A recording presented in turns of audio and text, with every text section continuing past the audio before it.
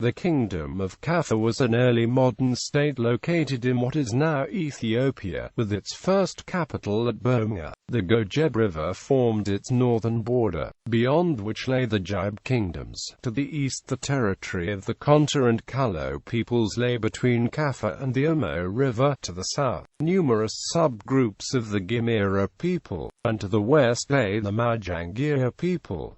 The native language, also known as Kaffa, is one of the Omotic group of languages. Kaffa was divided into 4 subgroups, who spoke a common language, Kefako, one of the Gonga Kefoid group of Omotic languages, a number of groups of foreigners, Ethiopian Muslim traders and members of the Ethiopian Church, also lived in the kingdom. There were a number of groups of people, but with the status of submerged status, who also lived in the kingdom. These included the Manjo, or hunters, the Man, or leatherworkers, and the Kemo, or blacksmiths. The Manjo even had their own king, appointed by the king of Kaffa, and were given the duties of guarding the royal compounds and the gates of the kingdom. The kingdom was overrun and conquered in 1897 and was eventually annexed by Ethiopia. The land where this former kingdom lay is in the southern parts of the Ethiopian highlands with stretches of forest. The mountainous land is very fertile, capable of 3 harvests a year. History.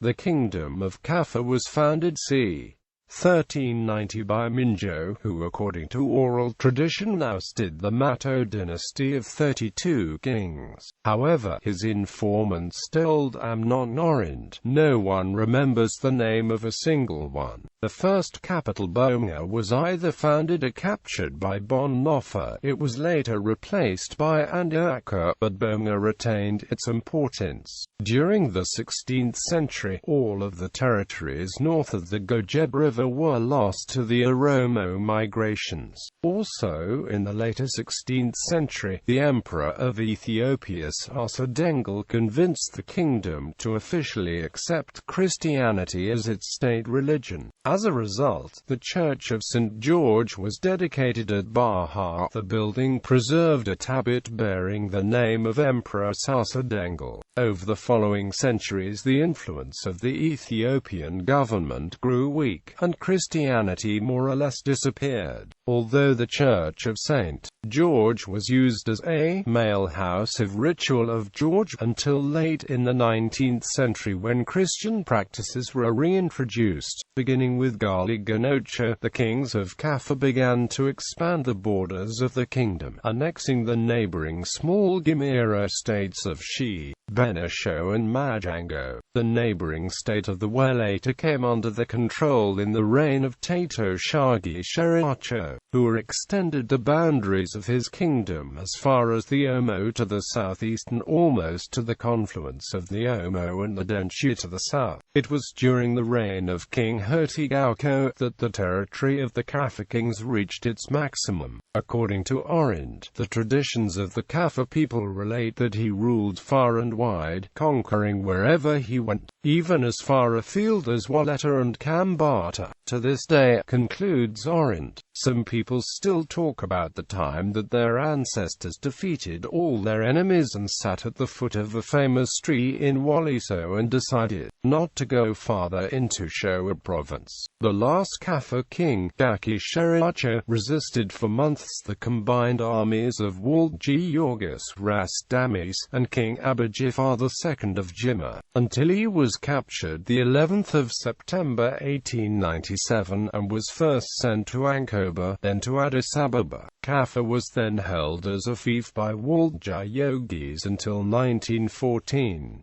During his visit to Kaffa in 1897, Alexander Bulatovich had the opportunity to study the culture of the inhabitants, describing them in his book With the Armies of Melik II, Emperor of Ethiopia, identifying a number of practices in common with the more familiar Amhara people. The inhabitants suffered greatly from slave raiding during the de facto rule of Elijah Ieyasu, and the region almost became uninhabited. During the reorganization of the province provinces in 1942. The former kingdom was enlarged by the addition of a number of other kingdoms from the Jaib region to become Kaffa province.